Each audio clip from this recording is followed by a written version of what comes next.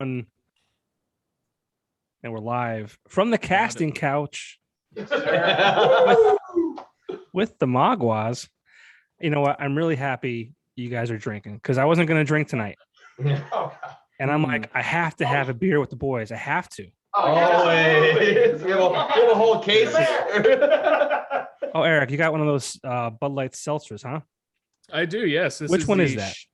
This is the Bud Light Holiday Seltzer, sugar plum flavor. It's 5% ABV, 100 calories, very crisp, very light. I'm going to rename this podcast to the Popko Project Bands and Brews. Yeah. Hey, I had the eggnog version of that, which wasn't terrible. It sounded like it was going to be horrible, but it wasn't bad. The cherry one, it tastes like those cherry cookies that are like that you get on Christmas, where it's like there's like a cherry in the center. Yeah. They're so good. Yeah. So beer with the boys. There we go. Cheers to you. That's Popko. right. Happy Thursday. It is Thursday, isn't it? It's Thursday, December 2nd that we're recording this live from the casting couch. For those of you listening, they are three of the members are sitting on a black couch. And if you're familiar with what a casting couch is, I don't have to go further. James is feeling me up. We're gonna give you a play-by-play. All right, James is feeling me up. And Getting rid of the action here. You can definitely get into the specifics of it for the people that don't know. Yeah, exactly. We don't want anyone to be lost. Yeah, about to crack another beer. and Brandon is front and center. Bartending. Brandon is front and center and showing us his offerings. I think there's that blue ribbon in the middle. So guys, what's going on? Nothing. Excited to be here. Yeah, I'm happy you guys took some time. I was looking back in time, and we did this. It was over a year and a half ago. It was end of April of 2020. Just as things were still kind of real weird. Yeah. And Yes, for sure. I remember it was the same format we were doing, and I wasn't sure if I'd continue doing it like this or what was going on, and you weren't sure if you guys would ever play a show again. Yeah. But you kept putting out new music. I think we were doing an interview it was the new release for Glum, which was the first bit of new music since your EP. Good beer, yes. Yeah. Speaking of which, Oh my God. We're veterans now. you really are, though. You really, I mean, it's and then you were, or maybe I was your first interview, or you were my first interview. I forget when I had that radio show that I keep talking about that I don't want to mention, but R.I.P. Rip. R.I.P. You've come a long way in a very short amount of time. Well, thank you. Yeah, thank you. Wow. It's been a while. Yeah, it has been wild. I guess that's the best way to put it. When was that EP that released? Good beer.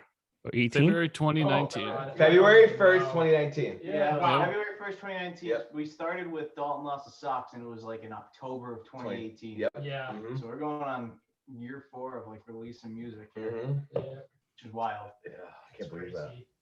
It is wild. Just like forever ago. Mhm. The world is wild. Yeah.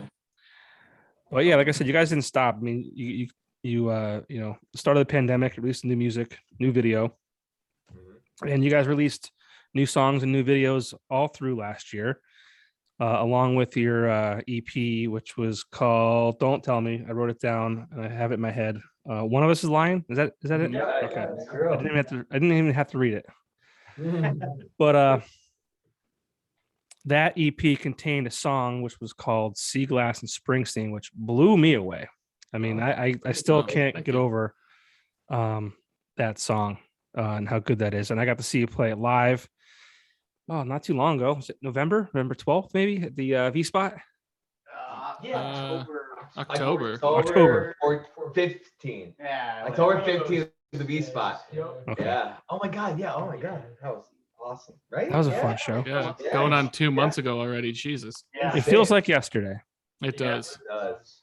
Things Time is fly when flown. you actually get to go Yeah, out. that was probably like our third show or That was so something. much fun. I completely forgot for a second that Popko was even there. I remember you taking a picture with you. Jesus, No, yo, but what I mean, come on, man. what I come mean on. by that is like, Picture on stage I with a remember picture. taking the picture with Popko and then like blacking out for like 2 hours and being like, oh my God, I can't believe. Like I'm like, oh my God. I remember seeing Rich Howells from NEPC. Yeah. Thank you again to him for coming out. Oh, God, yeah. And you getting the awesome photo with us, like, God, that was so sick. And then being like, what happened? Before you know My it, night- passed out on the side of the road. That's right. I Yeah. slept in the tour van. I drove to DC the next day. Yeah. Yeah. So you said a tour van. So you guys did like a little bit of a mini tour. Yeah, we went to what was it, Boston, Boston, Scranton, Washington DC, Amityville, and then we went to Oneonta the following week to meet up with the youth again to finish off that run. And then we had another run about a couple weeks ago. We were in Harrisburg, and then we were in Philadelphia, and then we were in Baltimore. Yeah, and that was wild too. Baltimore was scary. Baltimore was scary. I was like, oh, this is freaking me out. Cars just randomly parked in the middle of the road. I thought I was It's gonna die at the gas station. I was like, oh, jeez. Mm. You got some tales. Oh, we do. We have plenty of tales. Yeah, we won't talk about those. We don't want them, have an audio documentation forever. Oh, they're PC. It was all good, clean fun, right? Mhm. Yeah. Always. Do bands party anymore? Do they get nuts?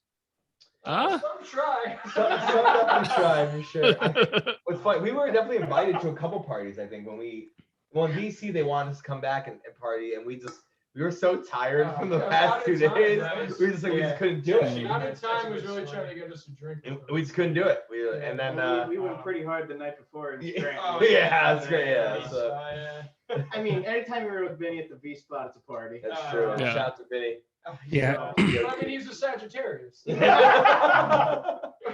what happened. He pulled up. I hadn't seen Vinny in like 3 years, and he pulls up and he goes, "Hey, can't believe you guys look so sexy. I heard you were in Boston yesterday." Yeah, he's like, "Look at you. You look showered." But what am I saying? I'm a Sagittarius. That's how he opened it up for the first time It's in Vinny. 2 years. That's Vinny.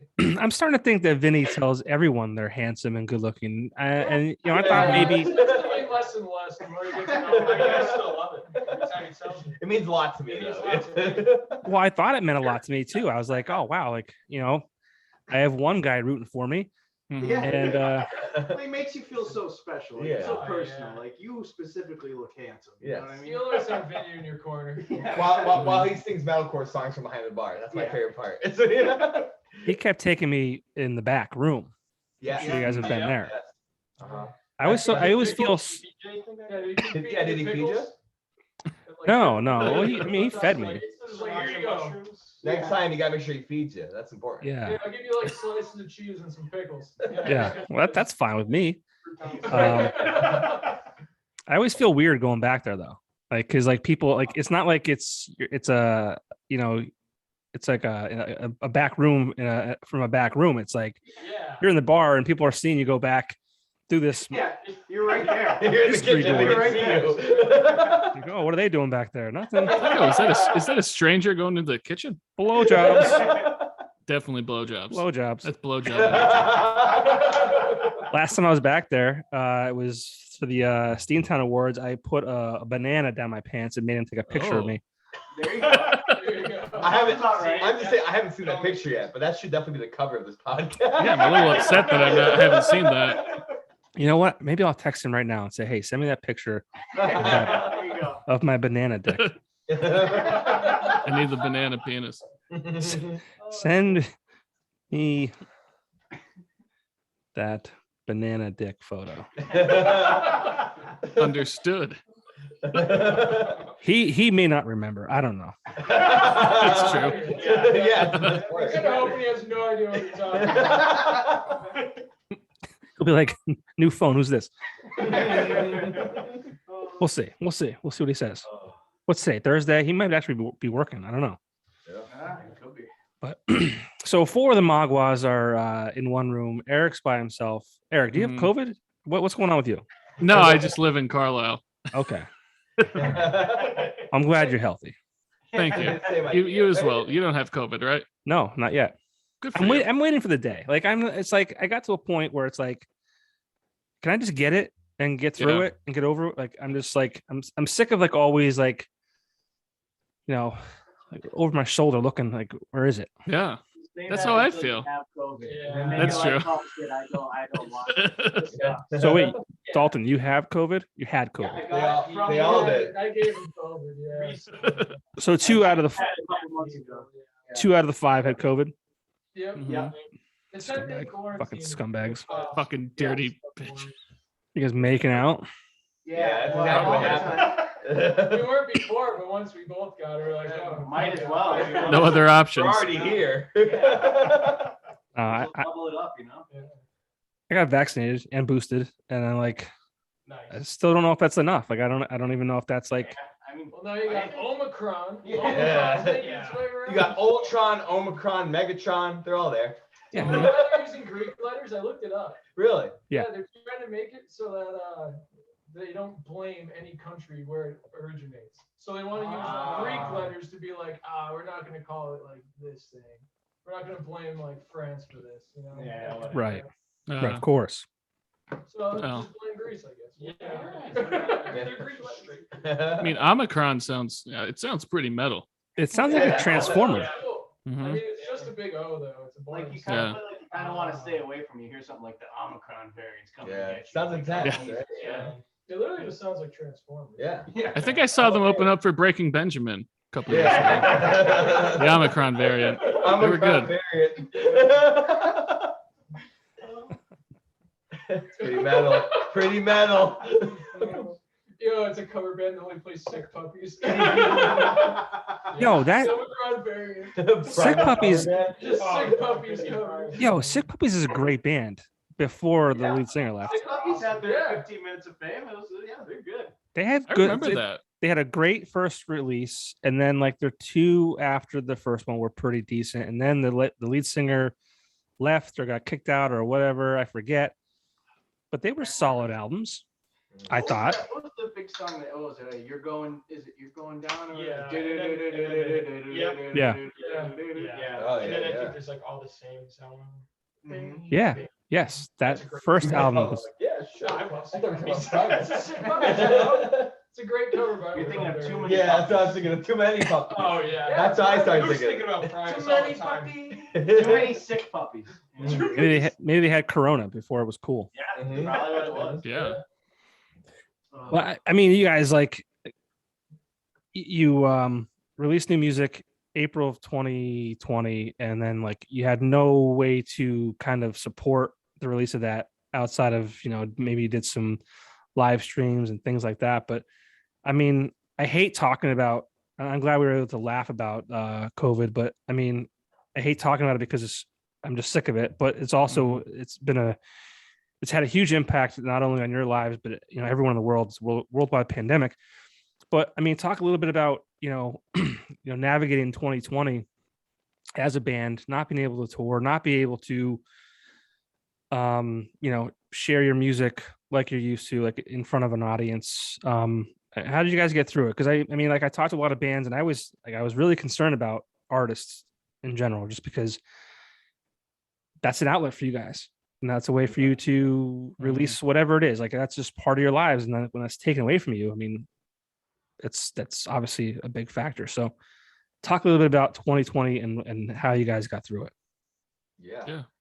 I mean, I think it just forced us to like find different avenues to promote ourselves. Like there was so many, you're so used to like the traditional way of doing things where like you release a song, you release an album, you go play tours or you go play a bunch of shows and you do whatever you can to get out on the ground and promote it. When you lose that, it almost forces you to think more creatively about it. So we took a lot to the internet. We did a lot of, advertising and trying to like just reach people through, just sitting in your bed doing nothing, just texting people like, hey, check this out, give this a share, do this, do that. And luckily people loved it and, they helped us out a lot. I mean, but I think it was almost good in a way because it opened up a lot of avenues we weren't even thinking about beforehand. And now we have, tours coming back. And we have the avenues we learned during the, the quarantine. And I think that it only helps us moving forward at this point. Yeah. Yeah. Yeah, exactly. I think one thing that is interesting now is because for us, when COVID was well, I guess when COVID first started and we started putting out music, and we did try and do these different avenues, we had a lot of time to sit down and kind of learn what was going on, and like learn how to promote ourselves, I guess, properly for the first time, because it was our first time putting out, like, we went to a studio, we went full on, original music videos, all that stuff. And we were really serious about it, and we really wanted that music to be heard. And we, I mean, for myself, I mean, the band put me through a bunch of classes to learn how to do certain things. And I shared all that information with them. I'm kind of just like the scapegoat, like, oh, I'll just sit in and learn it and then just like tell them. And we like learned through like marketing, all those marketing things. And now, we're coming out of that phase and we're in a new release cycle, and so much has changed from just that 1 year. Like for us now, we're touring, we're, putting out more music, we're doing music videos, all this stuff. And the ad space has changed, the marketplace has changed, the fan base has changed. It's all different from what we learned a year ago. Except now we're like twice as busy because we're driving 36 hours a weekend to play shows. Yeah. And it's been really interesting to see how, what's the word? I guess fluid or Yeah, it's always changing. Yeah, like how changing the music industry is. And I don't know, I honestly wonder how bands did it, like, up to this point, like how did, like with it being ever so changing, like how did bands promote themselves every year? Like I understand why they rely on labels and things like that, because they're supposed to be the people who know things, but for us, it's every day we learn something different, something new, and I think that's really, really cool for us. It's definitely benefited us. Yeah, definitely. Yeah. It's got to be difficult too, though. Like back in the day, if you were a band with signed a label, like you're under contract, you had to put out music, they promoted it, they distributed it, they did all that kind of stuff, and then they went out and played and they toured. Yeah. And they sold merch, whatever. But now it's, and I think that I made a comment before, like, do bands even have fun? Do they party anymore? Because I feel like if you're in a band and you're trying to make music as like a career, it's more of a business now than ever before, just because there's so many factors that go into it, whether you're doing it DIY, because signing a record label, I don't think is as glorious, I guess you could say, as it was 30 years ago. Absolutely. But there's so many things you have to do. I mean, you have to be able to create content, post to social media, you name it. Like there's just so much going on. Whereas like you have to really be on top of your game. Mm-hmm. Definitely. Yeah. I mean, It's kinda- it isn't like, the thing is like like the labels themselves, like you said, aren't as like glorious or as prestigious as it was, because there's so much more to it than there was before. Like there was a lot of publications and stuff back, in the 90s and the 2000s that you had to hit. You had to hit those to make it, and you had to hit certain areas and certain, now you're dealing with the internet. You're dealing with like so many more people at your disposal, and there's so many different avenues you can go about it. There's a lot more to learn, and especially as a DIY band, it's like that's why we're constantly learning, because there's just a vast amount of information to figure out and pick up that even the labels themselves they don't quite fully understand at this point. Yeah. And so it is more like a business, and it is more of just like constantly, it's like going to class every single day, because you're learning a new thing every single day, and you're trying to implement it in a different manner and trying to be creative with it and trying to do it the best you possibly can on the fly, basically. I think a lot of marketing in general has changed too. Like back in the day, in the 70s and stuff. Back in the day. Back It in was my it was a Wednesday. Both ways. In the snow. Like if you were a band in the 70s, like you would make your music, you'd write it, and then you sign to a label which would cover a lot of the things that you were supposed to do. And then, labels always have a say in what you do, but that's why like Styx started being a power ballad band and all that stuff. But now marketing has shifted so much more towards a full-on business thing, where now when you write music, a lot of the time it's not even about the music. At the points like they start, like you think about marketing of merch, or like how your social media pages appeal to an audience so that you could sell more things through that platform. And it's a lot of like enabling that way, whereas, I think it's sad, but it's not even so much about about the music anymore. Like you see a lot of bands becoming like basically clothing brands in like mainstream avenues because it's the most profitable thing. Mm-hmm. And that's an interesting thing. And I think that's not something that happened a long time ago. Right. Yeah, I mean, I think TikTok changed everything personally. Yeah. And I In feel like the the past few labels years, still don't definitely. understand. It's like TikTok culture and people blowing up virally. Like, yeah, it's happened in the past, but now it's like you gotta blow up on TikTok, and then I'm like, wow, it's so much free exposure that way. And we've seen a lot of bands actually, not necessarily within our scene, but within similar genres, get signed from TikTok, which is interesting to see, because for us, and we like TikTok, we definitely are trying moving forward to work on, you know, the TikTok game and the engagement there, our presence there. But one thing that's interesting from that is you see a lot of bands do it and then they land huge tours. And I think what's going to be kind of the thing to see is how they hold up over time, right? Like for us, our goal as a band has always been longevity, and the idea of how do we do this for as long as possible and still be, you know, who we are, and still be able to connect with people and grow our business, you know. And when you have like that virality, I often question like, okay, like that's great right now, but it really depends on where they go from there, you know. So I'm interested to see a lot of those bands and where they go. And we follow a bunch of them, and we're excited to see, you know, what happens. But we I don't think for us, you know, that it's not a goal. That's not a goal. It's just like, oh, let's just keep posting on TikTok every day until we blow up. I think our goal is a little bit more of that, you know. It's a little bit of an old school. Yeah, like the grind, like grinding every day, talking with people, and just connecting. Really, yeah. Strong relationships. Yeah, exactly. That's like, it's tried and proven. Mm-hmm. Well, I think you're doing that too. You're not just throwing shit against the wall and hoping it sticks. I mean, like, you know, you're strategically creating, you know, writing singles, releasing singles. Like that's what we do today. We don't release albums every 2 years. We release singles every 6-7 weeks or whatever it is. But last year you spent a lot of time. I think was it 3 or 4 songs last year before the actual EP was released, and like every single song you had a really well done video for. So I mean, people go to your website or your social media, and everything's just really well done. Thank you.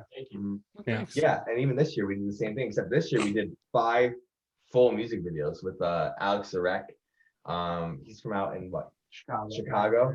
He came out. We did it March of 2020. 2020. Oh my gosh, that was this year. 2021. Yeah, time doesn't exist.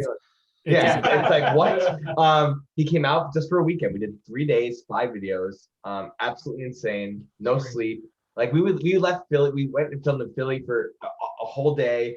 Left Philly at like 1 in the morning. There at 9 a.m. Yeah, Leave at 9 to 2 a.m. or 9 a.m. to 2 a.m. And then we drove home, and then we filmed again the next morning. Like it was crazy.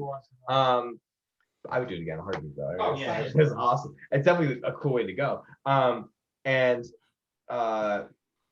that strategy has definitely been something that we're proud of how it's worked so far. But as I mentioned before, things have changed a lot. So even from the last time we put out songs from November 20th to August of this year, so much has changed in the ad space, in the marketplace. I mean, Facebook and Apple got into this weird privacy battle kind of thing, and Apple implemented this whole idea of turning off app tracking from certain platforms such as Facebook and Instagram.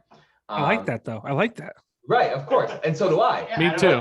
Half of me likes that. The other half doesn't.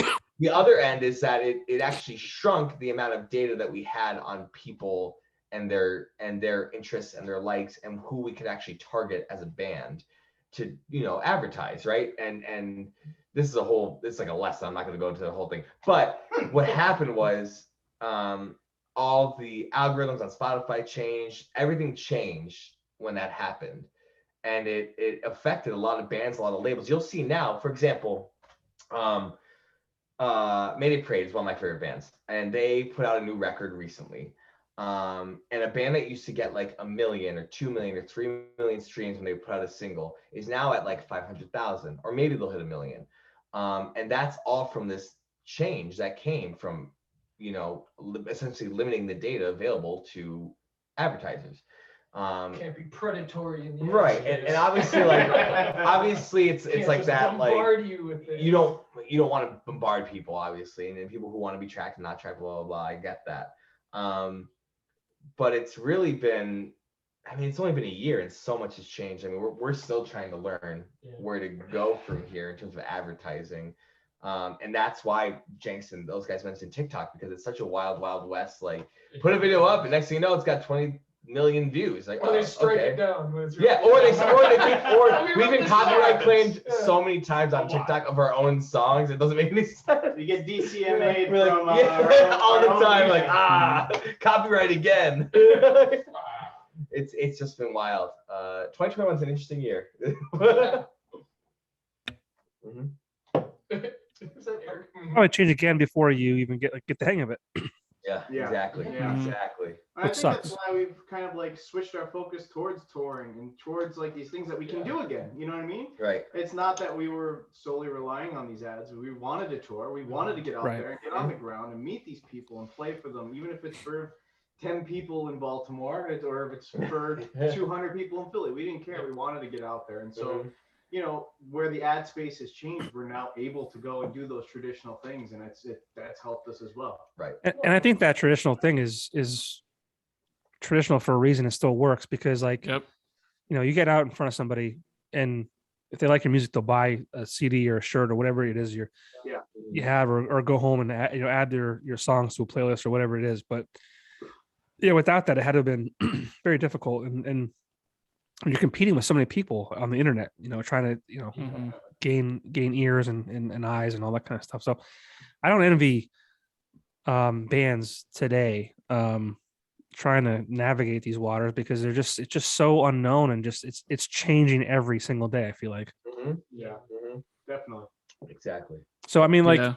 you guys, you've been busting your ass for about 4 years now. The music continues to get better.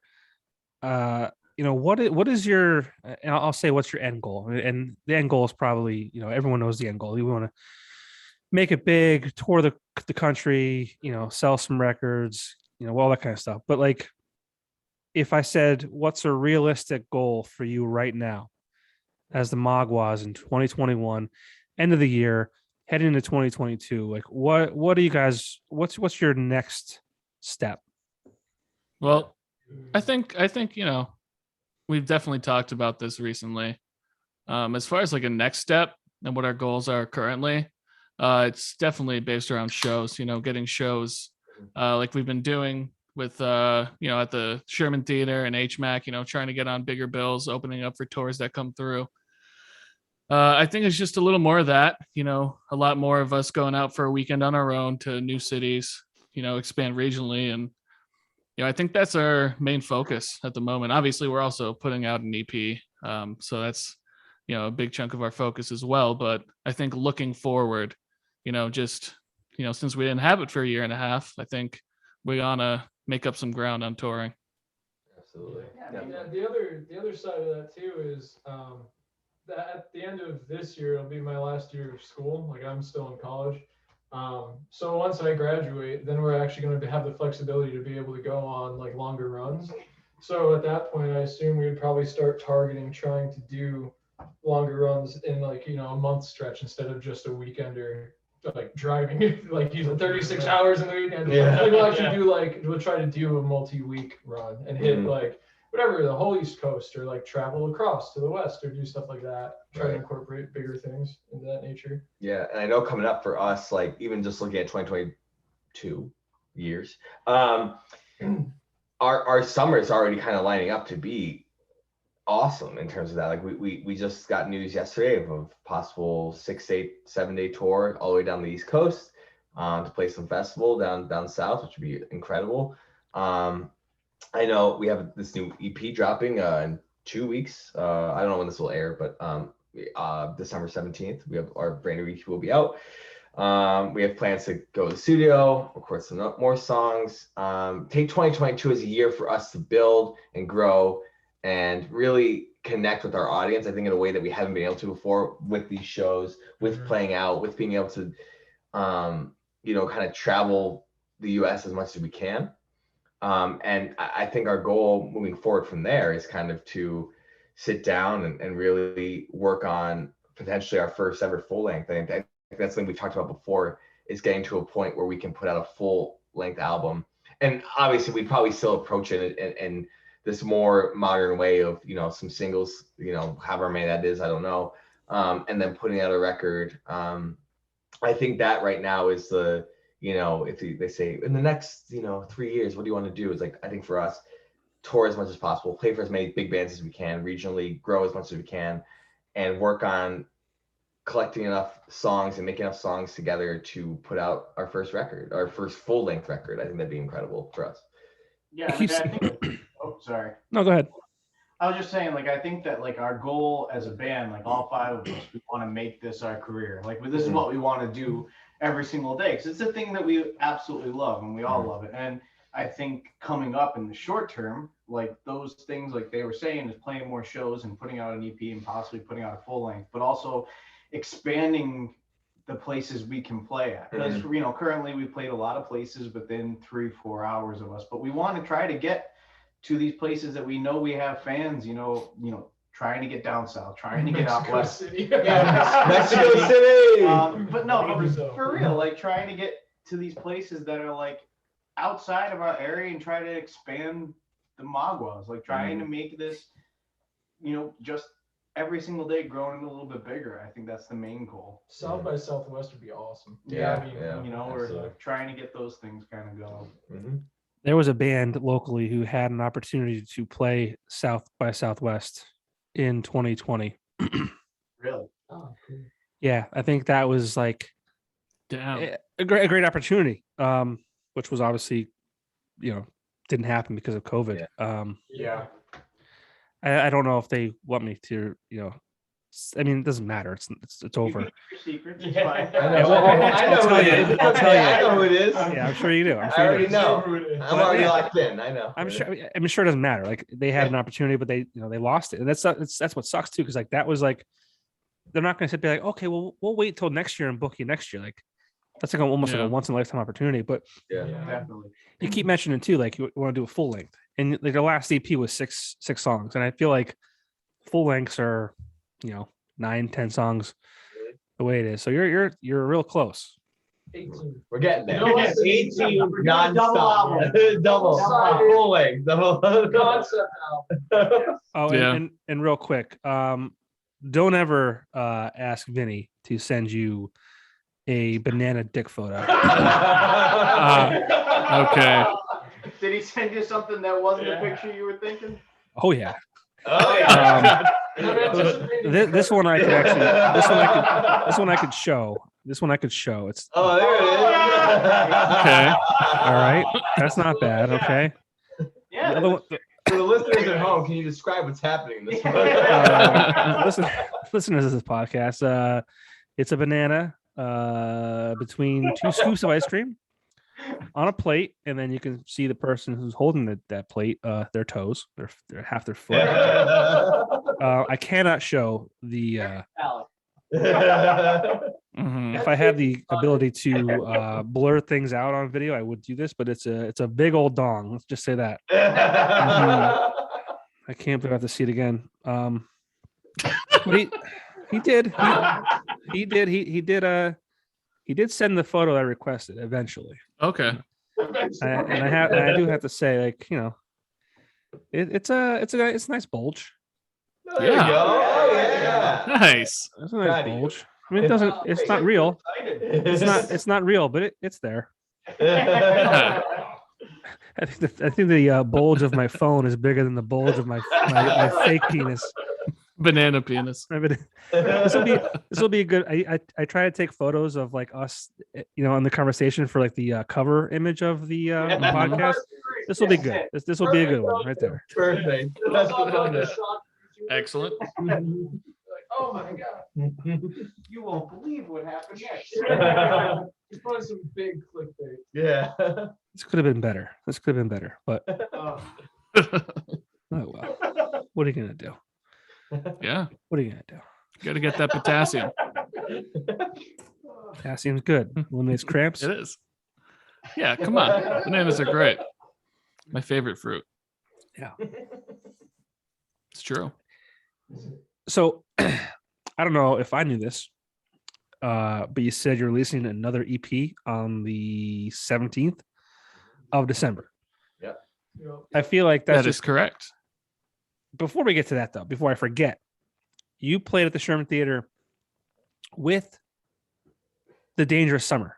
We did. I was Mhm. And we pissed. drank with them after. I was so I saw you guys post that after the fact, and I'm like, holy shit. Mhm. How did I not know that the Dangerous Summer was in town? I love that band.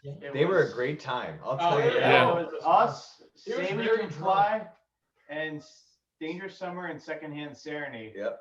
And then we all played an acoustic type set, Yep. Stripped down. a stripped down set, Yes. and then we all went and partied pretty Yes. hard Till afterwards. 2 a.m. on a Sunday. Yeah. In East Stroudsburg. That's about as classic rock star partying as Yeah. it gets right there. John kissed me. It was great. Yeah, it was great. Wow. Great time. It was tough on them. Yeah, we got people's number. I mean, we had a great time. It was great. Yeah. No, they were awesome dudes. yeah. Oh gosh, that was a night.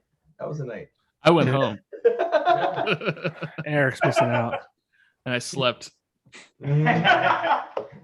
Oh. Yeah. But Oh. back to this EP that I didn't know about either. Like, what? Yeah. Yeah. So we've been putting out singles since August. And it's kind of the same deal as like One of Us is Lying. Like there'll be one final track. The EP will be in its proper order, and you'll get that whole listen experience of this new record.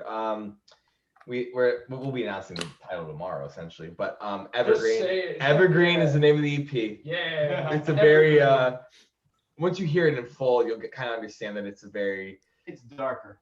dark, Yeah. cathartic for us writing wise record that Sadder, heavy. really touches on like loss and Who hurt you? Who hurt you?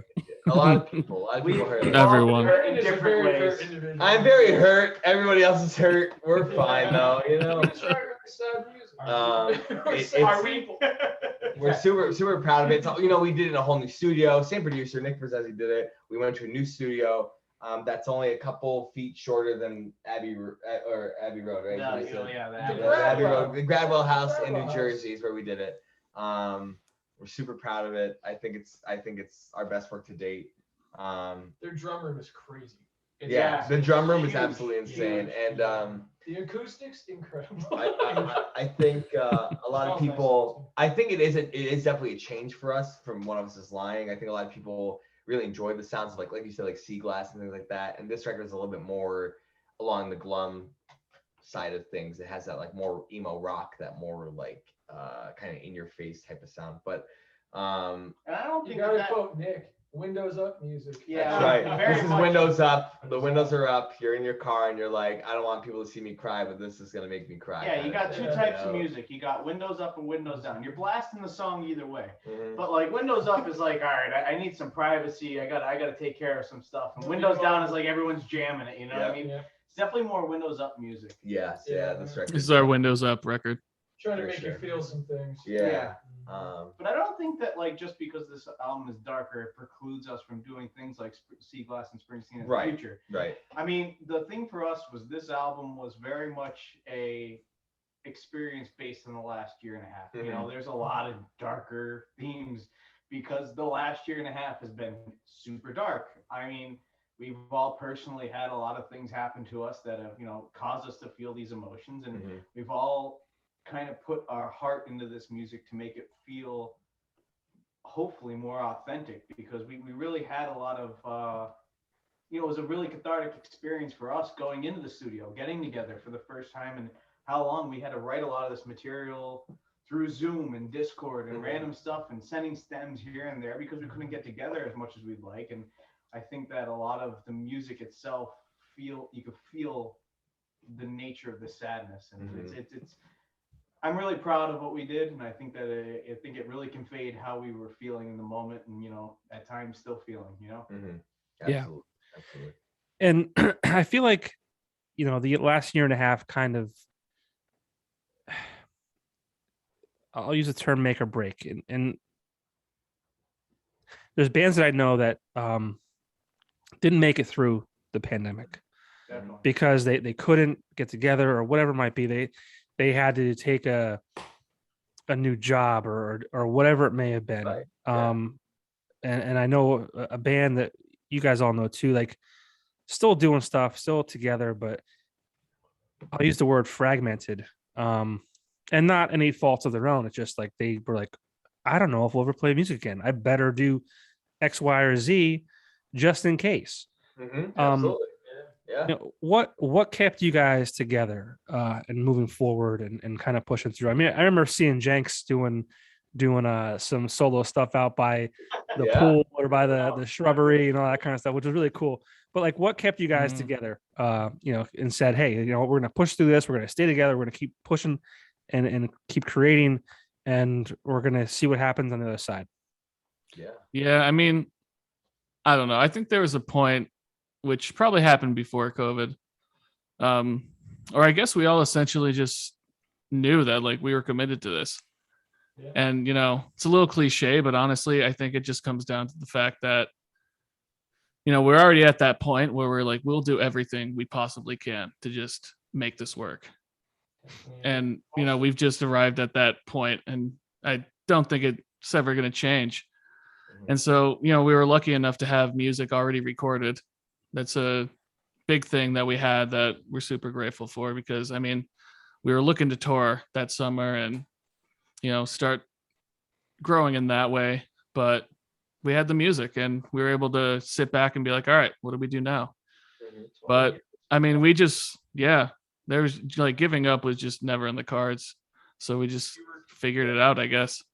We were super fortunate to like be able to record one of us's line right before it hit. Mhm. So we already had a surefire plan. Like this was happening regardless of anything. Like, you know, the world ending did not stop us from putting out Glom and all the Right. songs that you love on that album. And we just rolled with it the best we could. And we, like we said before, we were able to, it was such a learning experience in the marketing space and promoting online that, and we spent, you know, we weren't able to get together all the time and practice or write, but we spent a lot of that time doing other stuff like how can we get this exposed to as much people as possible over the internet. I think the other side of it too is like we're all really close friends Mhm. to That's begin exactly with. what I was gonna say. Yeah, So Yeah, even if that we helps. weren't acting as a band, we would still be getting together to hang out. So it's just like, why as well just use that time for band stuff? Mhm. So, I mean, I don't think there's ever been a point where we all sat down and realistically thought that there was ever going to be an issue. Yeah. Right.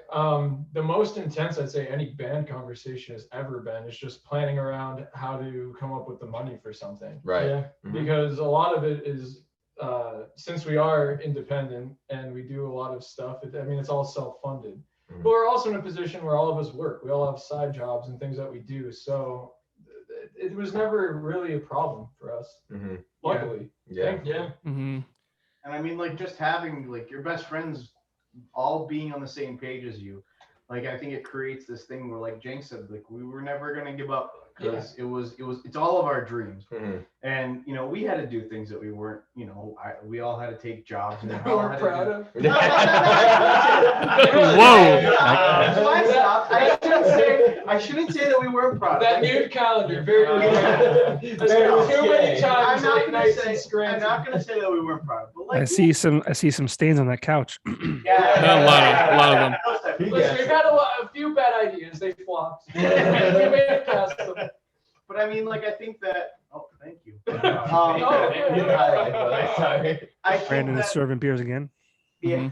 I think that we just all had this vision of how it was gonna go, and that like we were gonna do what we had to do regardless. We were going to, you know, take the jobs that we had to take regardless to do the things we wanted to do. It was never an option to give up, even if nobody heard our music. It's just because this is what we love, and we're doing with the people we love, and we were gonna persevere regardless. Yeah. And I understand why people didn't. Yeah, like it was a tough time. Mhm. And there's a lot of money that was spent, a lot of time that was placed, and a lot of sincere focus that was placed. And I understand people that didn't have those opportunities, and I'm grateful that we all did. Yeah. But you know, for us, it was, you know, we have to keep going because this is our life's work. Like this is what we want to be remembered for. This is what we want to do. Yeah. When I think it's what you just mentioned, it's like when we didn't get to see each other. Like this new record that's coming out in 2 weeks, like the first time we sat down to hear these songs was in October of, I guess it'd be last year, right? And we sat there. It was the first time we ever got to sit down and all hear the songs together. And essentially, it had been a year since we sat down and listened to new Maguas music because we'd been releasing Glom, Sea Glass, and all those songs. And that was a moment. Like we only had so many windows and opportunities because we wanted to, you know, protect our families, protect ourselves from, you know, whatever, we'd been vaccinated. But still, we did, you know, October was the first time, January was the second time, and then March was the third time, and that was it. Like we didn't see each other. So a lot of this, like you said, like this pushing of our music really came down to each individual member's dedication to seeing this band through to its fullest vision. I think that's one thing I'm most proud of with us is that we really, you know, regardless of you know what we can offer to the table, each member is so committed to giving their all, regardless of what that is. You know, if Dawn or Eric or whoever is working a job and they make more money, they'll give the amount of money that they can give. You know, Luke, God bless him, he's in college. You know what I mean? Like the poor kid, you know what I mean? Like when I was in college, I was telling him the other day. But here's what I'm saying. When I was in college, I worked like 3 jobs and I barely had like, you know, X amount of dollars to give to something like this. But Luke will give it, you know what I mean? And I think that's something I really appreciate about our band specifically is that we want it so badly, and I think we really do care about each other so much, and we want to see each other succeed. And I think that's a really important part of the dynamic of our band is like it's not just about us, it's about like I want to make sure that these songs are heard. I want to make sure these songs get everything they deserve. And I'm just super thankful for them. For that. There's very little ego between the It's five the of us. Church of Maguas. Yeah, yeah, that's right. It's all proportionate. Yeah. Percentage of what you got. Give it up. Let's go. 10% of your income. It's our tax. The tax man. Let's get you going. Hey, let's go. Come on. It's the first of the month, guys. Like Colin Brandon said, it helps that we're all like best friends. Because being in a band, you sacrifice a lot of things, you know? Every weekend we're going out, we're grinding, we're making some long drives. And it's a lot of sacrifice, and it, you know, monetarily it's expensive too, with equipment and everything, and having like the proper stuff. And I don't think I would be able to do it if I wasn't surrounded by my best friends. Right, I agree. That's how I feel. There's not a lot of ego between any of us. We're all willing to do what it takes. Even if like it doesn't matter who gives what, it doesn't matter who drives here or drives there or does what they have to do, because the 5 of us are on the same page. And I hope that continues for the rest of my life, to be honest with you. Yeah. So we fight foot odor. Eric's foot odor. One thing that I picked up on was you said you had side jobs. Yeah. Now, typically, when you're in an independent band or you know a DIY band, the band is the side job. You have full-time jobs. No, I don't think any of us view it that way. No. And Yeah. I'm not even commenting on. Maybe you guys do have full-time jobs and work 40 hours a week and then do the music as well. But like the fact that how you worded it, saying that the jobs you have are side jobs, I thought was very you know, cool. Whether you meant it the way it sounded or not, it probably came out just a matter of fact. But the fact that you guys kind of, you know, look at your lives in the band as, you know, this is our full-time gig, whether or not we have a full-time job, it doesn't matter to me. I know last time we talked, poor Luke was fucking slinging vodka and You're kidding yourself if you think the state has my soul. No shot. It's always a side hustle. Fuck them. That's a valid point, though. I really think that's a valid point, because like me personally, like I have a full-time job, but that doesn't mean that it's what I want to do. right. This is what I want to do. Like, And that's why I brought it up.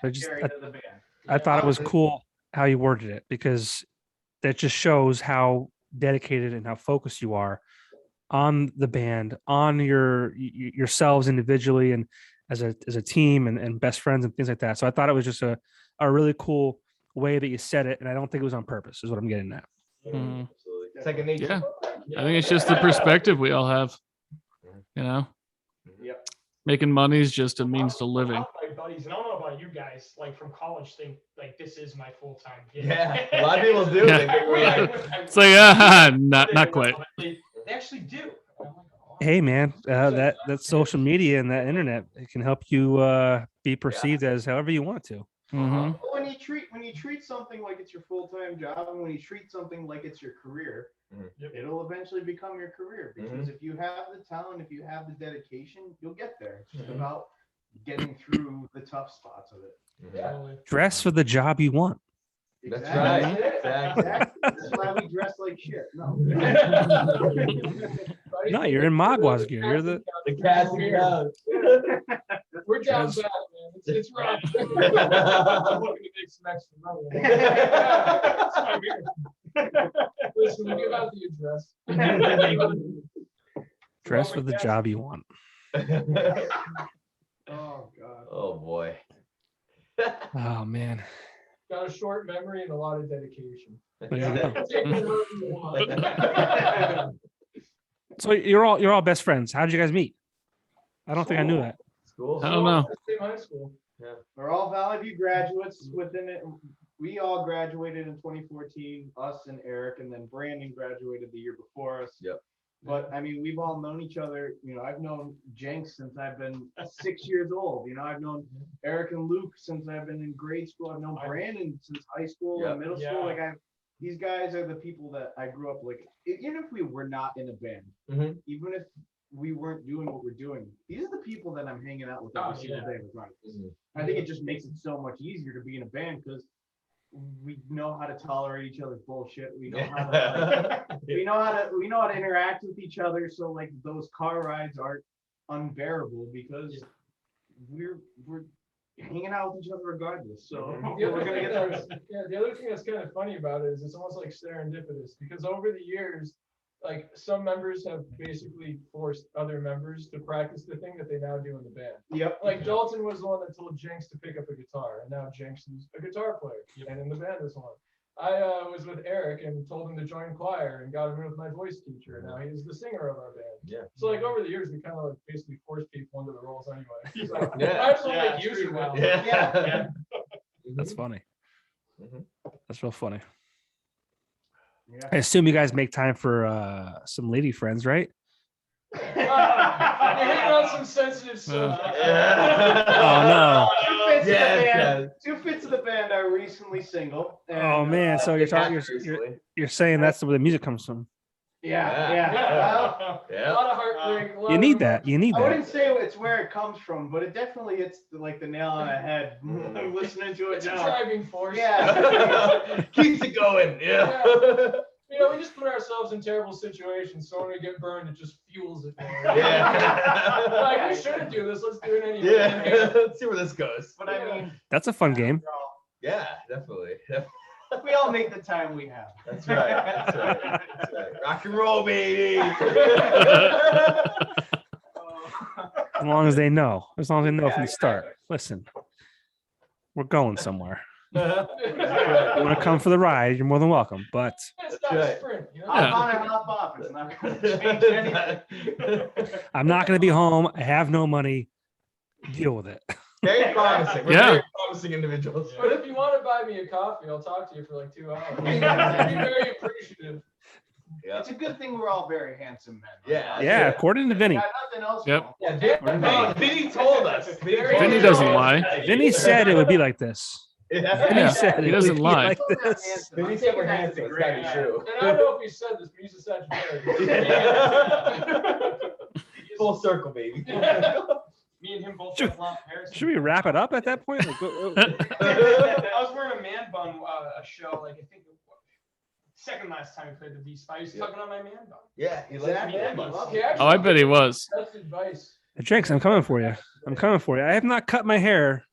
Well, I have not Yes. cut the side of my hair. A little bit of a mullet going I on. love Oh, There it Yeah, is. yeah. Okay. I think I said something last time. I was like, holy shit, you're I think you did. I think you did. Mhm. Yeah. Like a lot of guys are like, "Yo, dude, what is with that hair? That's awesome." I love it. I mean, it's awesome. I've never had a woman say it to me yet, which is good because I'm married. Mhm. but I'm also like, like there's a lot of Your guys. wife can say it to you. though. There you go. That's the tightrope you walk on. You know? Well, I mean, like I'm just like kind of like I wish a woman would say that to me, not because I'm going to do anything about it, but just because like I'm like, oh, okay, all right, maybe this is cool. And Yeah, okay. maybe my poor wife shouldn't be. I'm telling you, you won't know. I have no idea. Tall man, Yeah, high really voice. beautiful, What can you man. tell? Yeah. A lot of guys have said it, like Ryan Grutt from Yeah. Alma Mater and University Drive, you guys, a few others. Vinny's another one. I feel like that's fake at this point, but yeah. So yeah, but like I have not cut. So I used to have it longer on top, and then I just haven't cut it in the top at least for probably a year and a half, and then I just like the sides. I just said forget it. That was back in like January. So it's been well, also too, like the barbers that I went to increased their prices like insanely. Some of them close too. I know. I'm not mad. I'm not mad about it. It is what it is. But I'm like, Yeah. I really want to spend $30 for a haircut every 3 weeks. I'm like, I don't know if I can do it. Long hair looks great. That's the thing. Like, long hair always looks great. Yeah. Just be a father, though. It's a little greasy. I haven't washed in a couple of days, you know. It's all My right. long hair never looks great. My long hair just grows out like an afro of sorts. I mean, you have to invest in it. Just buy a portable fan, like attach it to your shoulder, have it constantly blowing up your face, and you'll just look magnificent. Yeah. There you go. Photos will be incredible. It'll be fine. You don't know greasy hair until you spend 36 hours in a van with 4 other sweaty and smelly dudes. Yes. And you know greasy Mhm. hair, and you got to get up on stage and play a show. Mm-hmm. And somehow people are still attracted to us. That's Yeah, pretty wild. Yeah. Well, there's I don't know about that. there's something about musicians, man. They command the stage. Like, Mm-hmm. I mean, poor Brandon. I mean, he's stuck in the back. Sweating. Yeah. Blind. No. Still finds time to Back in yell. his place. Some yelling. Yeah. People, you know. I try to look at him when we play. He never looks back. It's I feel hard. so dejected. Brandon I'm the only- bass player. It depends on the song. Depends on the song. Brandon only He doesn't looks look at me. He only looks at me when we're playing. It's Me and Brandon. hysterical. Me and Brandon has that sweet Yeah. serenade eye That's right. contact. That's Mm. right. That's nice. You know exactly. You I'm lock jealous. I Yes. check you out every now and then. Yeah, I know. Jake's and I spend a good portion checking each other yeah, out. Yeah. Oh, good. Dalton's always on the other side. Way close. So I can't check Dalton up yet. I feel like there's so much, you know. I mean, I like peg Luke with my guitar neck. Whoa! Like, that is sexual. Yeah, he pegs Luke. It is what it is. And they're taking it to pegging the guitar. Come on. Welcome to the casting Neck couch. to the neck. Casting couch. We're on the casting You promised couch. me you wouldn't tell anybody. Oh, Neck Jesus. of my guitar. This is not The Maguas X-rated. You know, this always gets out of hand. Yeah, we're getting wild. Great. Great. All right. Sorry. All good. It's all good. This is why I like this. I do all sweat. Like, He does. He hits me on the foot. but after the show, I'm like, Luke, I'm sorry I whacked you during actions. The best part is when he does I it do for it real, every time. he still asks, like, did I hit you with my guitar, man? I'm like, yeah, you did twice. I don't know. Nobody checks me out. That's all I gathered from this. Yeah. Yo, man, you're front and center. Yeah, that's Everyone checks No you one- out. I was checking you out when you were out. Oh, yeah. At the B spot. Yeah. Okay, I noticed that hair. Let's talk about you a little bit. Let's talk about you outside the Maguas. You started a podcast as well. I did. Yeah. Oh, Hannah podcast. Podcast. Hannah. I know. I see you, Hell yeah. Hannah. Mhm. So what's that all about? The Anna podcast. You know, we were sitting around and we just sit on Discord and fucking bullshit for hours, like on a video chat on like a random Thursday. It's just like we should just make a podcast. And so we did. Why And not? it's pretty much, you know, that's it. It's just us bullshit. It's like, you know, just a fucking No, but it's It's a podcast. Yeah. yeah, it's- making jokes and it's like vaguely tied to NEPA. That's That's pretty much it's kind of produced. Oh yeah. Yeah, it's Yeah, I do my thing there. The worst Yeah. things possible. Just from being a musician, I just like, well, I'm gonna make it sound good, or at least try. yeah. But No, that's cool. yeah, we just show up and bullshit, and we do the crazy intros. The cold opens. Yeah. Yep. The cold The open. SNL cold open. You a fan of Larry Tuchus? Larry Tuchus. Larry Tuchus. No, you mentioned cold opens. It reminds me of SNL, Saturday Night Live. You guys also mentioned about putting together songs on the EP that kind of go together. What are your thoughts? Adele just recently released a new album, and she I don't know if you ever heard any of her interviews, but I would encourage you to check those out. The one I listened to was with Zane Lowe on Apple Music, but she's really cool. Like she's, she'll let the F word fly, and she's just like, she doesn't give a fuck about anything. Yeah. And she was like, she's like, I'm not making music for those fucking TikTokers. I'm making music for people who are like, my age. I'm 39, but like, mid to late 30s, early 40s, and things like that. And I think it was cool that she forced Spotify to eliminate the shuffle option on her album, just so that people could listen to it from front to back. Because I think a lot of musicians, like maybe not today, but when I was growing up, they created an album to be listened to from song 1 to song 12 or whatever it was. Yep. That I only brought it up because you mentioned cold opens. Well, that's how we do that too. Yeah, we do the same thing. Yeah, Yeah. I think we've always had that goal of like when we're writing, like this is a good opening song, this is a good finisher, this is a good middle one. Yeah. And like even this EP and the last one of us is lying. We really took that into account. Maybe not so much while you're writing the song itself, but as you're building the album, you're starting to see where everything fits together. Yeah, one of us is lying actually does tell a story from the first song to the end song. It does, yeah. And it's not super intentional, but I think that it's subconscious in a way where we always write in a story form, like a storytelling, and whether that be like the story of someone's emotions going through certain things, or whether that be the story of like a breakup or something like that. Oh shoot! And I was wondering. I'm sorry. No, it's fine. I was like, what is this? But I think it's really cool when artists can still do that. Because like I'm a fan. Yeah. I grew up, my dad was like a big 80s metal person. One of the first albums that I ever really got into was like Operation Mindcrime by Queensryche, which is a concept album. And things don't work if you don't listen to it from song 1 through song 15.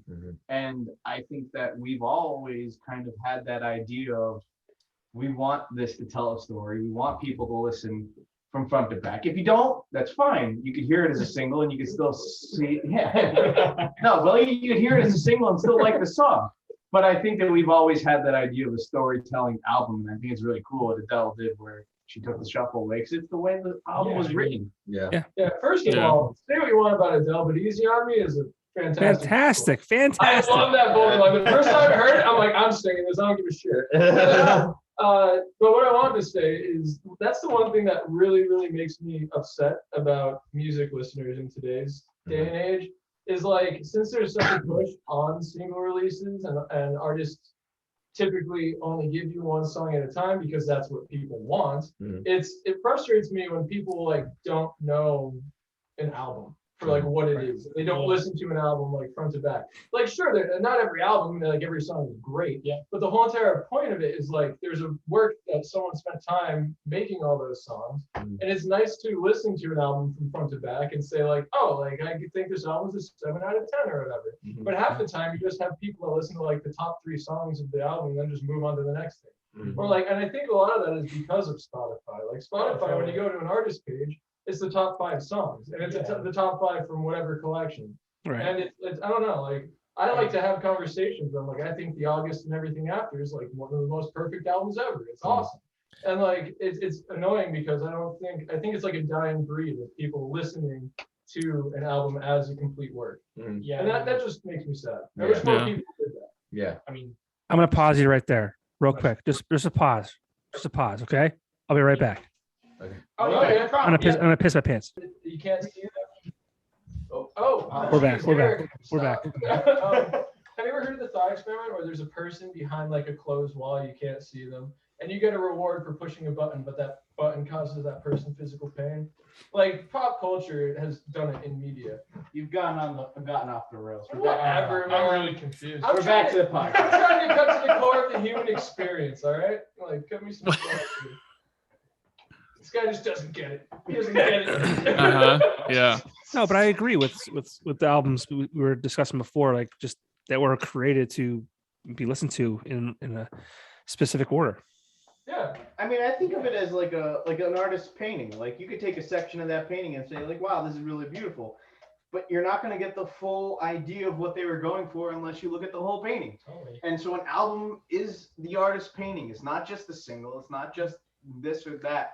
It is what the whole thing together. Yeah, like, I would be super shocked if you told me that there were like a bunch of bands that wrote tons of songs, put them together, and just said like, "Fuck it, we'll slap them like this." Yeah. Like there is a level of intentionality that is in song order. So I think you should always listen to it in song order first, and then you can do whatever the hell you want. It's the same And I thing mean- as like a set list too. Like when you're playing live, you have an idea of what the songs, how they flow, how it works from beginning to end. You don't shuffle. You don't have the opportunity to shuffle when you go to see a band live, and like I don't think No, it's a and- bad thing to have no shuffle when you're listening to an album. And I'm sure you create your set list based off of like, let's take the audience from like here to here, maybe back down to here, and then let's close it out up here. Like Push and pull. Yeah. It's the the dips and the lulls and the peaks. It's a roller coaster, and you got to go through that journey. And I think that when you listen to the album, you can go through that journey that the artist was going for. And it's the same thing like a set list. Like you're going through that roller coaster of emotions. Yeah. I always got annoyed too when you were like playing an album and maybe I didn't like song number 3 and I skip and then it sends me to the second last song. I'm like, wait, what just What happened? So Yeah. So it was just annoying. So I think it's just all for the better. It's a disconjointed journey. You don't shuffle play a Netflix series. You know what I mean? Yeah. right, yeah. It's like you're watching Tiger King episode 1. I go to episode 7. Like, oh, what happened? That How actually sounds kind of fun. Yeah. I That's ridiculous.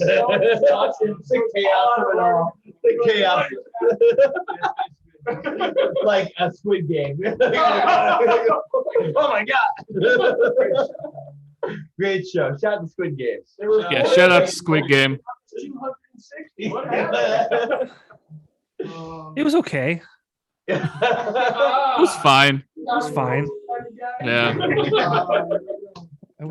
Even Tiger King 2 is okay. Like I'm bored. I didn't even finish I it. didn't watch that. It didn't need to happen. But I thought Yeah. I got into all the mojo of that guy with the first season. I'm Yeah. completely the mojo of that guy in the first episode. disinterested in whatever those people are doing. Fuck that. yeah. Mhm. Oh, man. Mm. Well, we got into a little bit of an Eric side project. Jinx, you have a bit of a side gig, I guess you could say, outside of your job or whatever you want to call it. You also produce some music locally or maybe even beyond, but talk a little bit about that.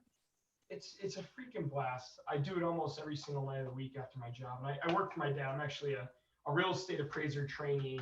And I'm really close. I just finished up about 13 classes and I just need to take one more test to be a 100% certified appraiser in Pennsylvania. But after work every day, I record bands. And it's a very homey situation. I do it out of my house. I actually fixed up my studio during that the worst period of COVID during quarantine, like March 2020. I was always recording in the sunroom of my house. That was kind of the area I dominated once I came back from college. And that's where we did all good beer. And really gaudy wicker furniture sunroom, super hot in the summer, super cold in the winter. And we had the time to fix up the whole room. So I ripped the carpet out, put like nice vinyl flooring in, put heat in there, actually soundproofed it professionally. And I started just recording bands. I just started reaching out to people. Not then, but in the summer when people were starting to come around a little bit more, I would have people back in small groups and we'd work together. And it kind of just grew by word of mouth. client to client, and every client I've ever worked with has stuck with me, and I'm busier than ever, and I'm super grateful, and it's just a great side income to support the band and support myself. Yeah, Ken Matthews. I'm sure you met some of the people I work. You probably know them all. I work with Tyler Dibble of Reminiscer. Yep. Ken Matthews. He's fantastic. A good buddy of mine too. Chris Gratz and Leah Evans of The Chris Gratz albums. Yeah. They're so good. It's hilarious. I kind of just threw myself into working in all these different genres like country and jazz and yacht rock and pop punk and everything. I've done a lot of really, really, really cool projects, and I'm just it's been an interesting 2 years, and that also keeps me busy. So Yeah, you said Christian Gratz from the Frost. He's incredible. Yacht rock, right? Like so good. If you haven't heard it, dude. So when I did this whole last album. when I had that radio show, RIP, he submitted some music, and initially I'm like, this is like Michael McDonald stuff. Like I'm not sure. I'm like, this is exactly. This is like. Yeah. I'm like, I'm not. How he did was like he called it 1981, and he's probably my most challenging client because he is incredibly particular. Like everything we used on the album, and I'm doing another album with him, is based off of the year. It's like inspired by. So the last album was 1981 I did with him, and every effect we used on that album and every synth was like from that year. That's fucking sweet.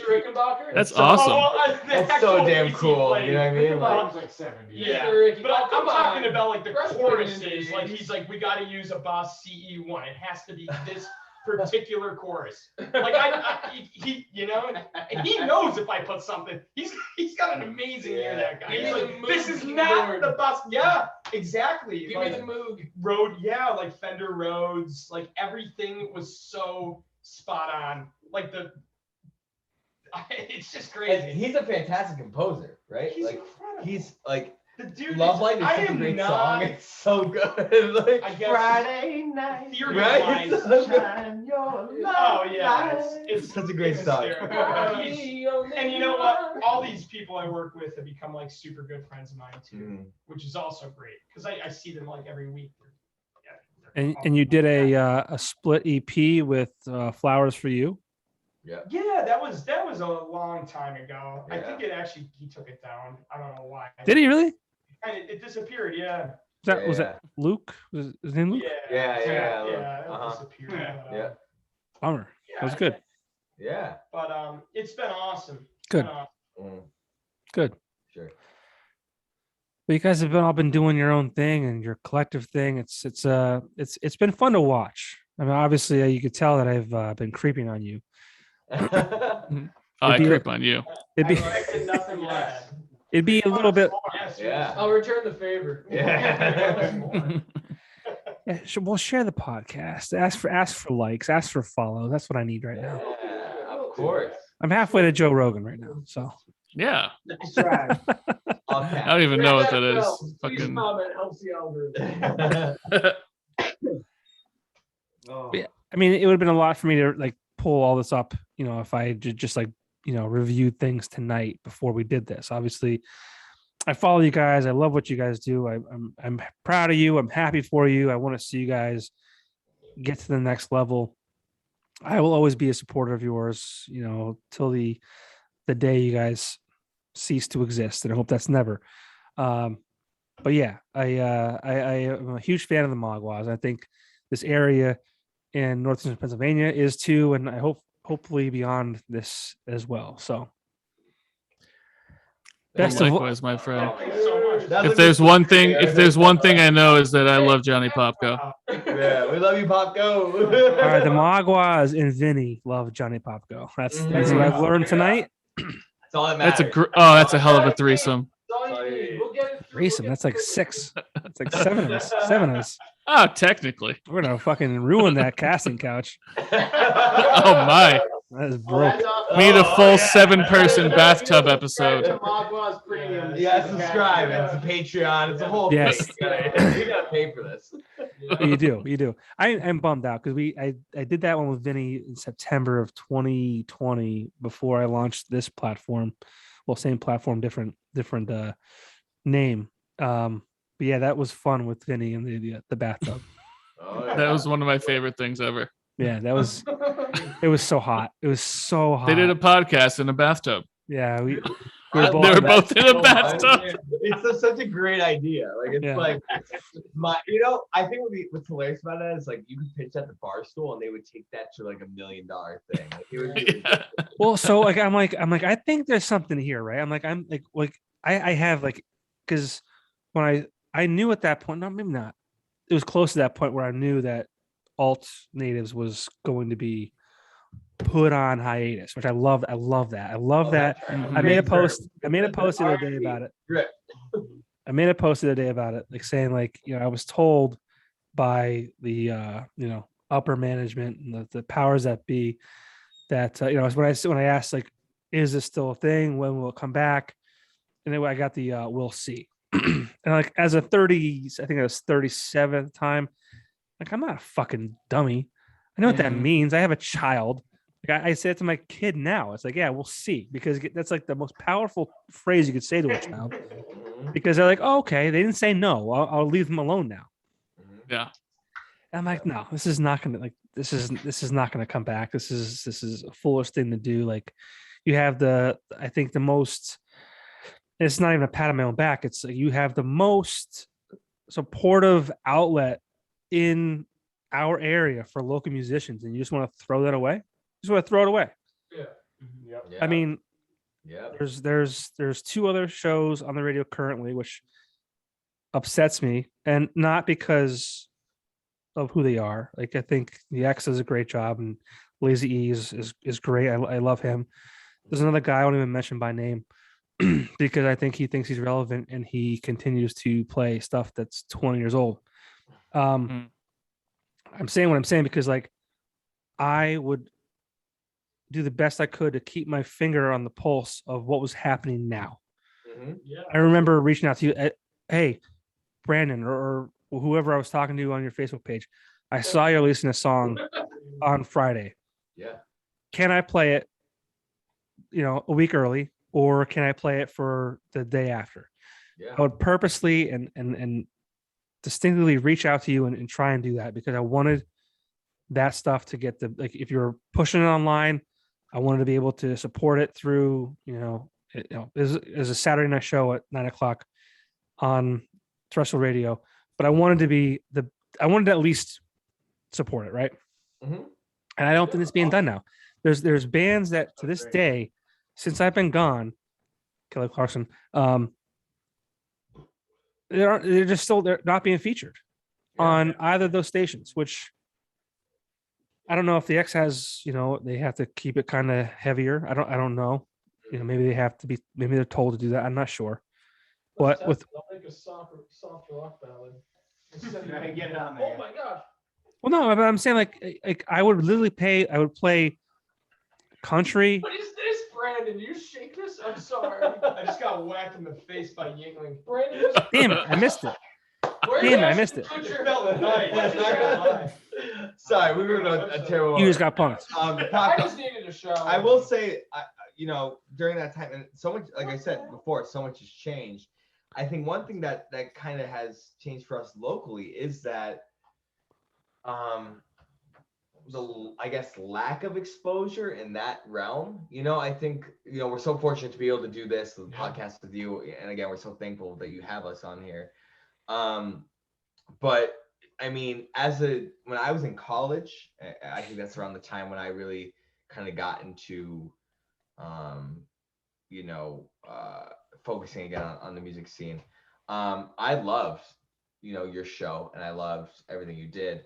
And I think once we had that opportunity to be on it, that was a big moment for me personally. Yeah. And now we're at a point where that opportunity isn't really presented to us much anymore. And it's not, I will say too, like we haven't reached out or done anything to promote ourselves in that aspect as well. But on the same end, like for me, promoting those weekends when we would be on your show, like that was a fun time for us. Like we were like, hey, like and I know my mother, for example, she's, you know, she does what she can to support the band, but she's not like, you know, she's not gonna go on Spotify and stream us like a million times. But she used to sit in her car, this is a true story, and call me when you would play us on the radio. And she would say, hey, I just heard you on the radio. She's like, I just sat in the car in the garage and just listened because that's what she wanted to do. And that meant a lot to me. And I think, you know, I would love eventually, I don't know what the future holds, but for something like that to come across for you personally, because I think you do care a lot about the scene. I think obviously the podcast is fantastic. I would love to see it have its own space where it's like you have your podcast, you have your radio show. Like I would love all of that to happen for you. But you know, in our growing phase in the past 2 years, like we're very thankful that you gave us that opportunity to kind of like showcase us to our, you know, to my mother or to whoever. Was like, that meant a lot to a lot of people. And I really but like, you know what? I always say when that got put on hiatus, I'll keep using that word because it was used on me, or you know, we'll see whatever they said. But like, I found like an avenue where I felt like I made a difference. And again, it was a Saturday night show, right? Mm-hmm. How many people are listening to the radio on a Saturday night at 9:00? Not many, but there was more to it than just the radio. It was the shares on social media. There was you guys always shared it when I told you I was playing your song. So thank you for that also, because that not everyone did that. I mean, a lot, like 98% of people did, but like that meant a lot to me, whether you knew it or not. But like again, like you're saying, a little bit of support has fallen off, and I don't think it's because I don't think it's any other reason that. I don't want to say that. I don't want to say that word. They just don't care as much. I'll say that. I would seek things out. I would say, hey, I was on your Spotify and I like this song. Please send it to me so I could play it. It was current stuff. I did it with you guys. I tried to premiere it and, you know, make it special for you guys. Like, hey, like this is not available till the next week, but you could hear it first tonight at 9:00. If people tuned in, great. If people didn't, obviously it's 9:00 on a Saturday. I was never professionally trained for it.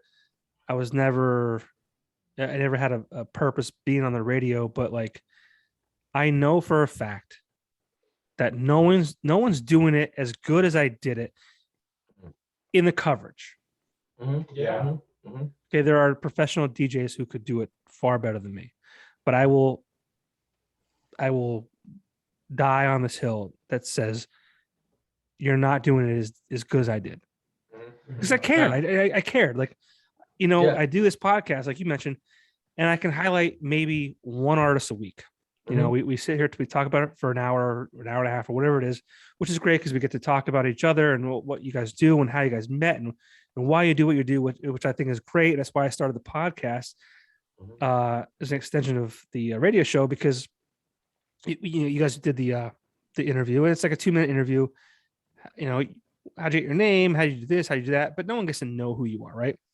Yeah. But so now I'm doing this, which I love. Like, I mean, when the show was, you know, we'll see when it comes back. I needed you guys more than you needed me, and I was like, how can I stay a part of your lives? And this is how I felt that I could do it.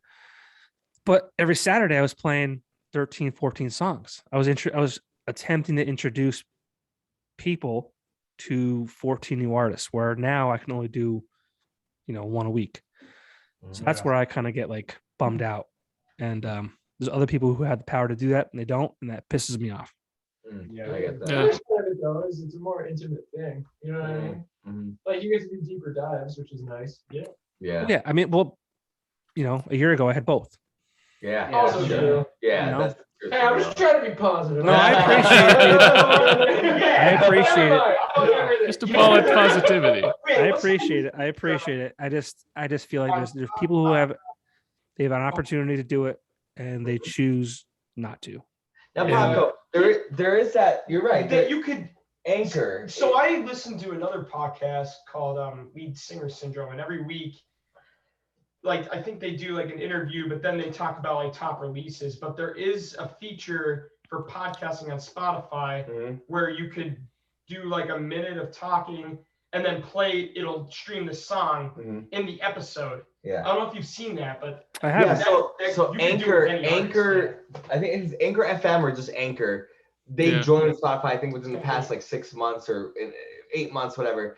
And one thing that bands have been doing too is working with someone like you, Popko, or someone who has a podcast and creating almost like a digital like curation, like roadmap to a Yeah. record. So like for us, it would be like we would talk to you and say, this song is called Temporary, Yeah.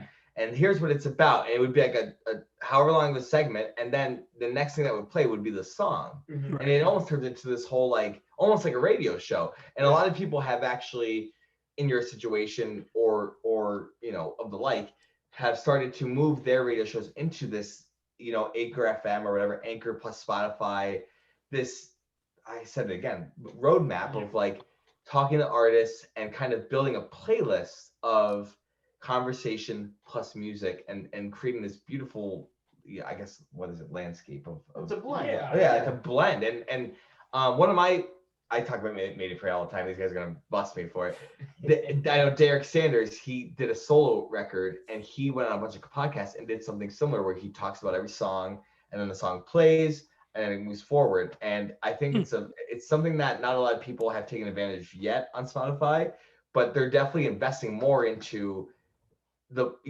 once they got Joe Rogan, they started investing so heavily into podcasts. Right. Which is why now like everybody under the sun wants to have one. But when you learn about these features like Anchor, you can start implementing and highlighting, like you said before, like those artists that you really care about from our area. You can become the number one, whatever you want to do with these artists. You could be because we know you care. We've seen your shows. You've supported us since we played the Bog for the ECMC of 2019. That was like we played a show at the Bog What a shit and we show.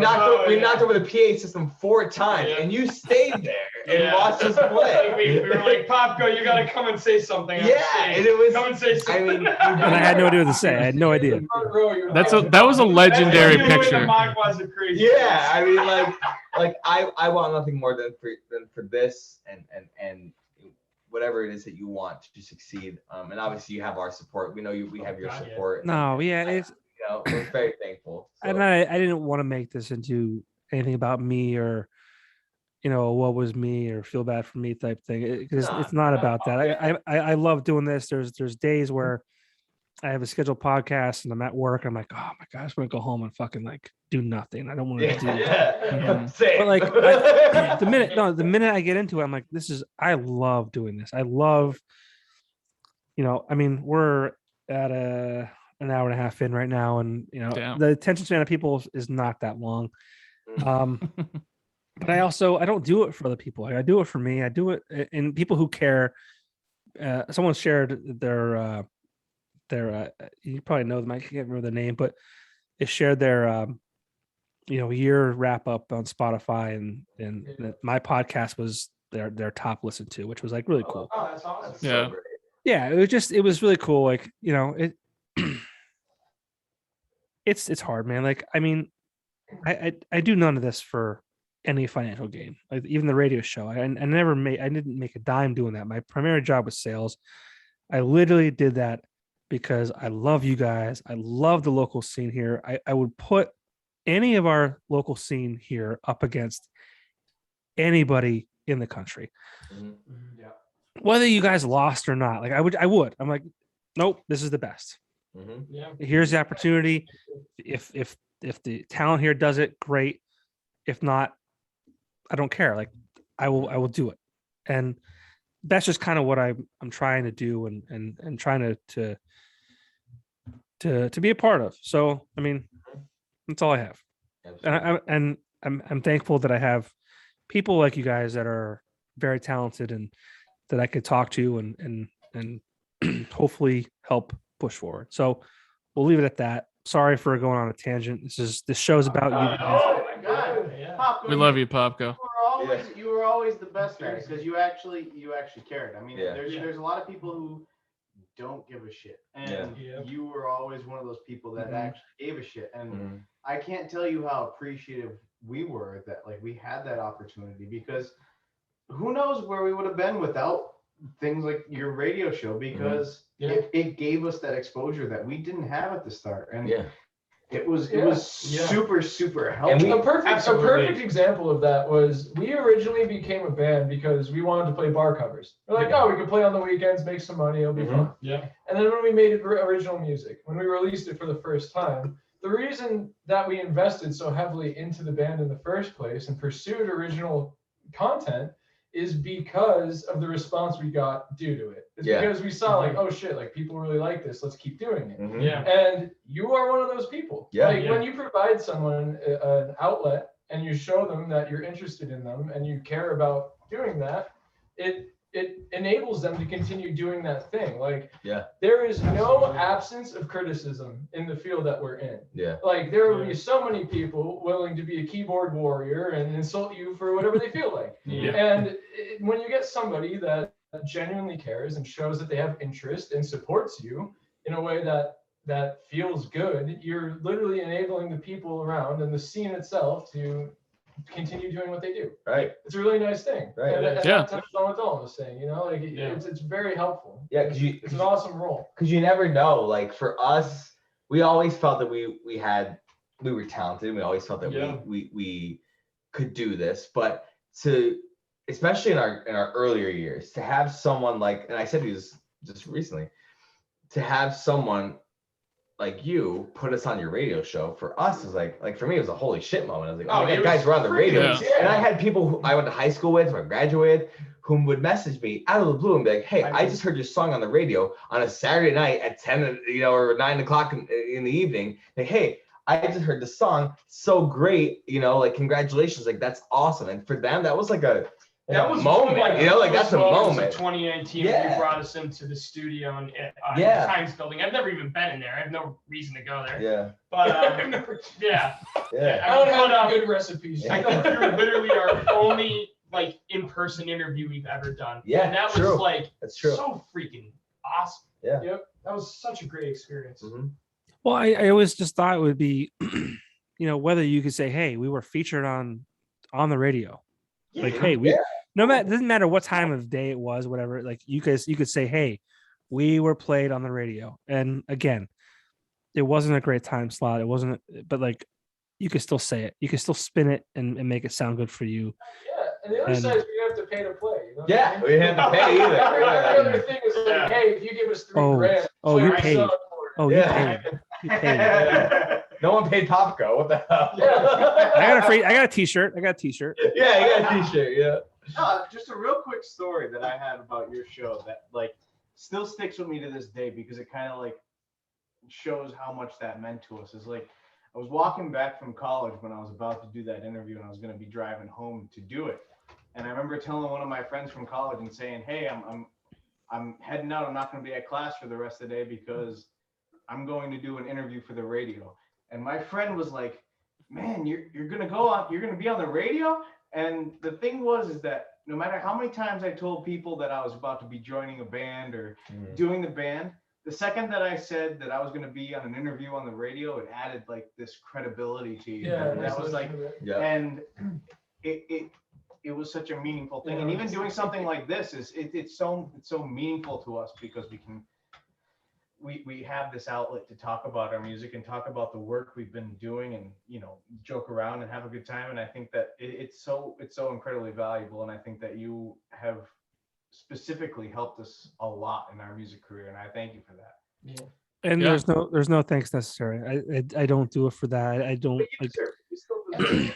No, I don't want it. I really don't. Like, I remember being 18 years old. We take it all back. No, I remember I was young. I was young, too young to enter the bars and shit like that. And I just wanted to be 21 so I could go to the bars to listen. I don't know what it was. Like my parents listened to music all the time, and I was introduced to a lot of stuff when I was younger. But like, music for me has always been a part of my life, and I've never been good at it. I've never been talented enough to play it. I remember my mom wanted me to take banjo lessons when I was younger, but I'm like, banjo lessons? Really? Like, I don't want to take fucking banjo. I'm gonna go. I still to this day make a joke because like I was like, I want to play basketball, I want to play baseball, and this day I made a joke to my mom. I'm like, so wait a minute. You made me take a bath when I didn't want to take a bath. You made me come inside at night when I didn't want to come inside. You made me do all these things in my life, but you wouldn't make me play like a guitar or the banjo or whatever the fuck you wanted me to play. Like you couldn't say to me, yo, bro, like you're white and your parents are topped out at 5'9". Like you're not gonna play in the NBA. It's not gonna happen. I you couldn't do that for me. Or maybe you take a bath when I didn't want to take a bath. Like it just so. But music for me has always been such an important part of my life, and music can make me literally cry out of happiness. Like it's such a powerful and I'm sure you guys can appreciate that as musicians. But like I remember listening, or I attended an Incubus concert. It was our 20th anniversary of what album was that? Was Make Yourself? Must have been Make Yourself, 1999. I think it was. I remember crying because what happened was I was listening to the music, all these memories that I had when that album came out, like rushed into my brain, and it was all great stuff. Like I cried out of happiness. Like it's happening. I'm like, why the fuck am I crying? Like you're a fucking 36-year-old guy at the point. Yeah. But like, no, music has this thing for me, and I just love it, and I want to be around it. I want to be a part of it. So, at the end of the day, thank you for letting me be a part of what you guys do. And I'm sorry we kind of got off topic. I mean, this show, the interviews, It's been great. Yeah. We're having a blast. Like, it's about you guys, and I want this to be a piece of content that you guys can share and be proud of, and help you promote what you guys got going on. And sorry, I kind of tail end of this. What I think is important is like at the end of the day, I think this whole segment that we just went through has been about like supporting local artists and local people, just like I think at the end of the day we both see, we're the same. We both care a lot about this region, the scene, the music in our area, and the people in our area. And I think that's the most important part about this whole segment is the fact that we do want to support everybody as much as we can, because we know, I mean, we're here, we're in it, we're living it. We know how hard it is to, even make it like go an inch in this, a slight dent in this industry, and to have people have each other's back. Like, I think it's super important. And I think that's what this whole thing comes down to, is just supporting each other and making sure like through the good times and the bad times, like we have each other. And I think that's something that's very,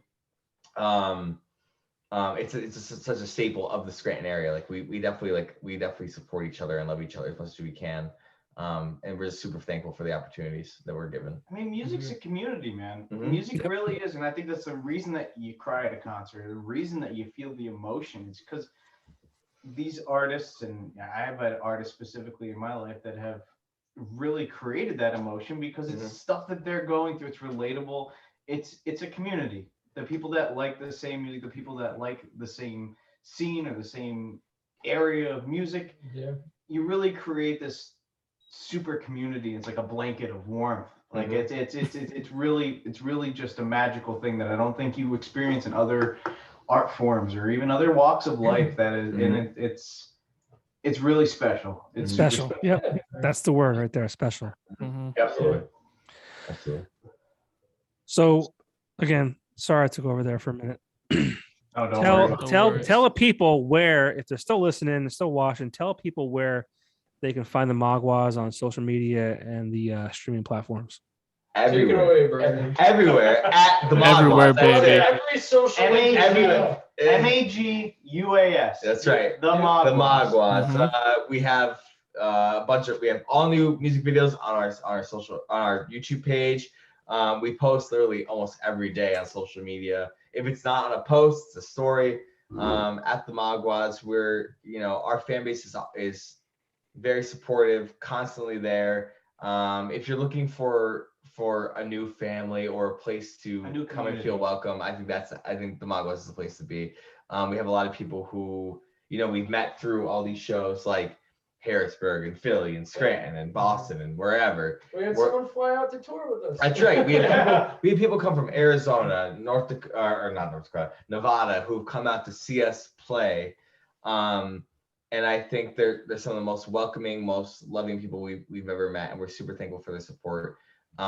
If you're looking for something like that, this is where it's at. It's Come a and join us. community. We would love to join you. And if you're a band in Scranton or if you're a band locally, and you want to come chill with us, or you want us to come chill with you, we're totally down. We're just that kind of band that just wants to play, have a good time, and share a couple brews, even though I'm out of all my brews. Uh-oh. We have none to share at the moment. Yeah. Well, they're no good if you don't drink them. Yeah, exactly. So that's it All for right. me.